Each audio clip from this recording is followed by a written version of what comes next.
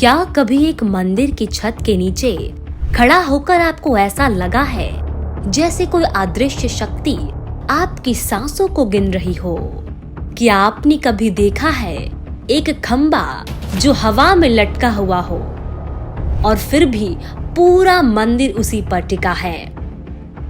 क्या सचमुच में एक पक्षी की तड़पती चीख ने इस मंदिर को नाम दिया है? क्या पत्थर खुद ब खुद बात कर सकते हैं या इनमें किसी की आत्मा कैद है?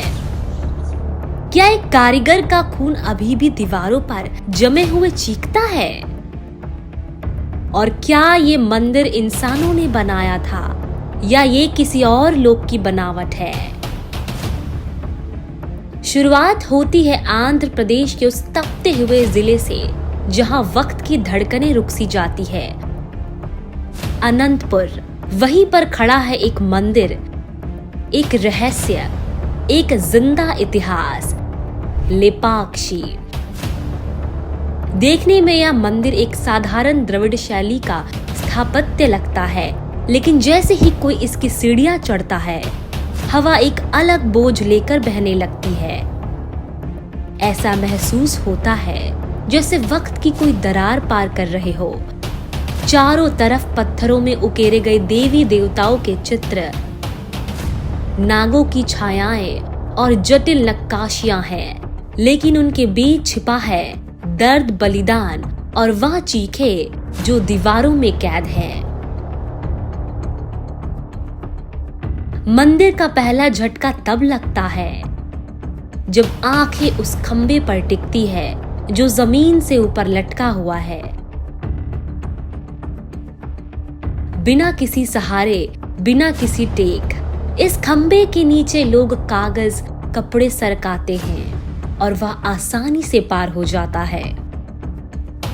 वैज्ञानिक आए, इंजीनियर आए, लेकिन कोई नहीं बता पाया कि यह कैसे लटका हुआ है। यह सिर्फ एक पत्थर नहीं, बल्कि एक चुनौती है हर उस नियम को जो इंसान को लगता है कि वह सब जानता है।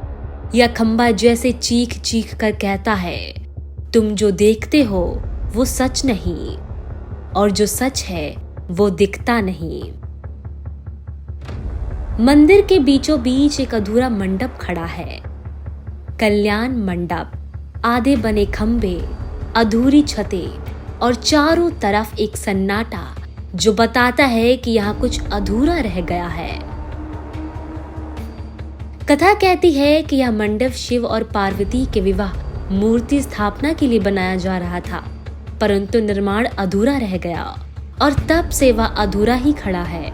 जैसे कोई वादा जो पूरा नहीं हो पाया, जैसे कोई रिश्ता जो टूट गया समय से पहले।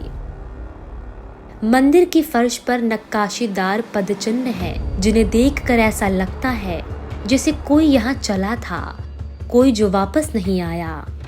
लेकिन यह सब तब और भी भयावह हो जाता है जब आप पहुंचते हैं और उस दीवार के पास जहां वीरू पन्ना की आत्मा अब भी सोई नहीं है।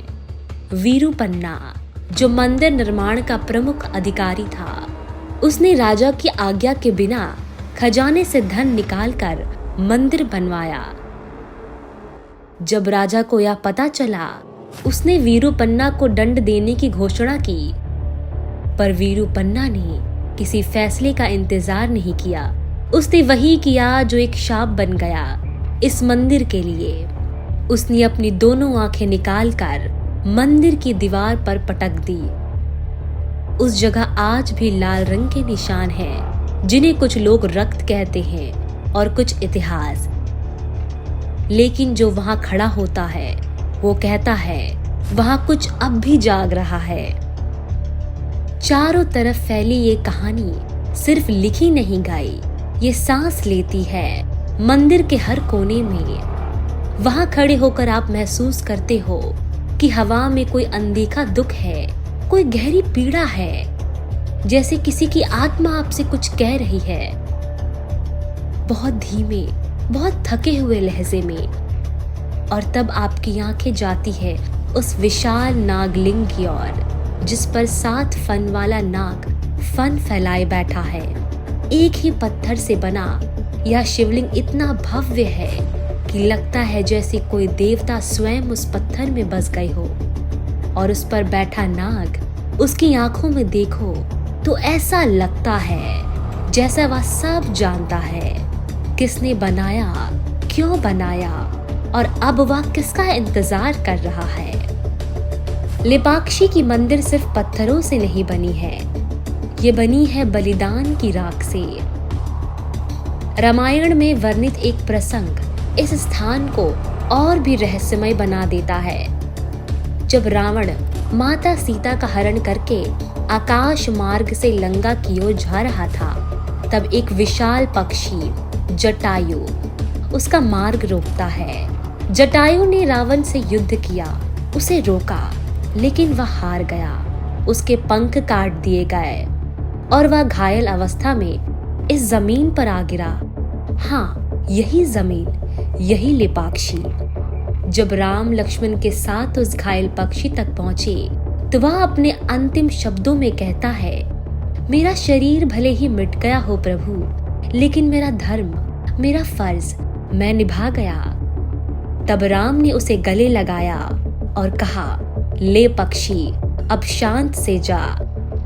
इस वाक्य से इस स्थान का नाम पड़ा लेपाक्षी, जिसका अर्थ है उठ खड़ा हो पक्षी। क्या यह सिर्फ कथा है या इस जमीन में आज भी वह चीख छिपी है? कई लोग कहते हैं कि मंदिर के पास की चट्टानों पर आज भी एक जली हुई आकृति दिखाई देती है। ऐसी आकृति जिसे देखकर ऐसा लगता है जैसे कोई पक्षी अपने पंख को खो चुका है और वहां गिर पड़ा था। वहां खड़े होकर एक सिहरन सी महसूस होती है, जैसे जमीन अब भी गर्म है किसी जलते बलिदान की राख से। मंदिर के उत्तर दिशा में बैठा है नंदी, एक विशाल मूर्ति जो एक ही पत्थर से बनी हुई है। इतनी विशाल और शांत कि उसकी आंखों में देखने पर ऐसा लगता है जैसे वह सब कुछ जानता है, जैसे वह चुपचाप सब देखता आ रहा है सदियों से। और सबसे हैरान कर देने वाली बात तो ये है कि नंदी की दृष्टि सीधे उस शिवलिंग की ओर है जो मंदिर के अंदर है, लेकिन दोनों के बीच लगभग 200 मीटर की दूरी है और एक दीवार भी है। फिर भी ऐसा प्रतीत होता है जैसे नंदी की आंखें लिंग की आराधना कर रही हो।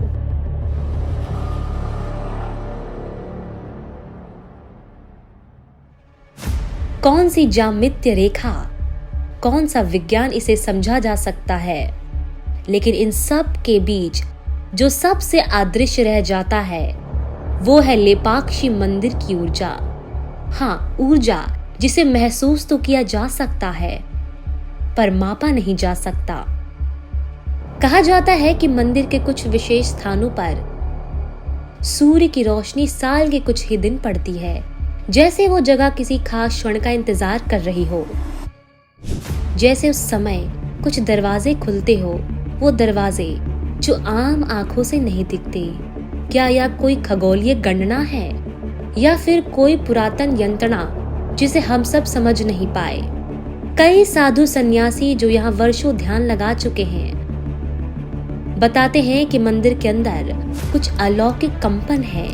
कुछ स्थानों पर खड़ा होकर व्यक्ति को लगता है जैसे वह किसी और समय में पहुंच गया हो, जैसे वह किसी और की स्मृतियां लहर बनकर उसके भीतर उतर रही हो। जो ध्यान में बैठता है वह कहता है कि यहाँ समय रुक जाता है और मन भीतर समा जाता है।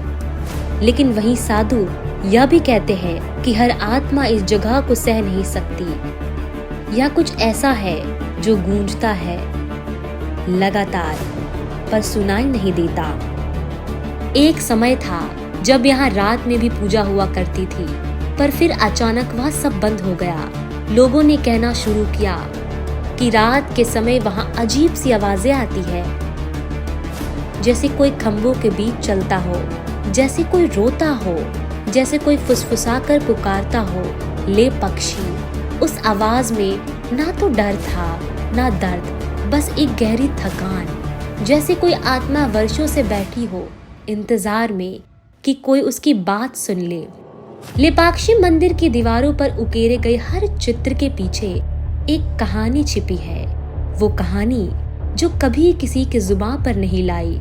उनमें से एक मूर्ति ऐसी भी है जो मंदिर के सबसे अंदरूनी हिस्से में है। एक स्त्री जिसकी आंखें पत्थर बन चुकी है, लेकिन उसकी मुस्कान में एक अजीब सी पीड़ा है। कहते हैं कि यह मूर्ति उस युवती की है जिसका विवाह मंदिर के बनने के दौरान तय था, पर नियति ने उसे अधूरा छोड़ दिया। वह अपनी पूरी जिंदगी उस मंदिर में अपनी अधूरी खुशियों के साथ कैद हो गए। उसकी आत्मा अब भी उस पत्थर की शक्ल में यहाँ है, शांति नहीं पा पाई। कई लोग जो रात के समय मंदिर के आसपास गए हैं, उन्होंने अनुभव किया है कि वहाँ हवा में एक भारीपन है जो सांसों को रोक देता है। कुछ ने तो अजीब फुसफुसाहटें सुनी हैं, जो जैसे किसी पुराने गीत की तान हो, लेकिन उन शब्दों को समझना नामुमकिन। वहाँ की खामोशी में कभी कभी पत्थरों की आहटें भी आती है, जैसे कोई उनके बीच चलता हो या उनकी कहानी बयां कर रहा हो। लेकिन सबसे दिल दहला देने वाली बात तो यह है कि जो भी लेपाक्षी मंदिर के करीब आता है, उसे यह एक अजीब सा एहसास होता है, जैसे कोई नजरें हर पल उसी पर टिकी हो। मंदिर में कहीं ना कहीं एक अधूरी आत्मा अभी भी बसी है, और वह आत्मा जो कभी वीरू पन्ना की आंखें थी, आज भी मंदिर की दीवारों से हमें दिखती है। इसलिए आप अगली बार जब भी लेपाक्षी जाए तो ध्यान रखें, यह मंदिर एक जगह नहीं बल्कि इतिहास की एक जीवित परछाई है, और उस परछाई के भीतर हजारों आवाजें छिपी है जो कभी पूरी नहीं हो सकी। क्या आप उन आवाजों को सुनने की हिम्मत रखते हैं? अब कहानी खत्म होती है, लेकिन उस खामोशी के बाद भी मंदिर की सिसकियां आपकी रूह में गूंजती रहेगी। यहाँ पत्थर बोलते हैं और उनकी आवाजें कभी खत्म नहीं होती। तो कैसी लगी आपको आज की ये वीडियो? कमेंट सेक्शन में जरूर बताइएगा। ऐसे ही कहानी और किस्सों के लिए हमसे जुड़िए और सब्सक्राइब करें हमारा चैनल अस्तित्व का रहस्य। धन्यवाद।